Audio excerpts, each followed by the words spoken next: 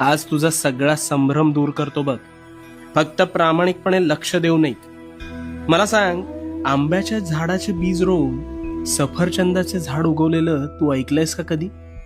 नाही ना. मग स्वतःच्या डोक्यात नकारात्मक विचारांचे बीज रोवून सकारात्मक गोष्टी घडतील हा विचार योग्य असू शकेल का रे? कदापि नाही. पण हेच घडतंय तुझ्या बाबतीत.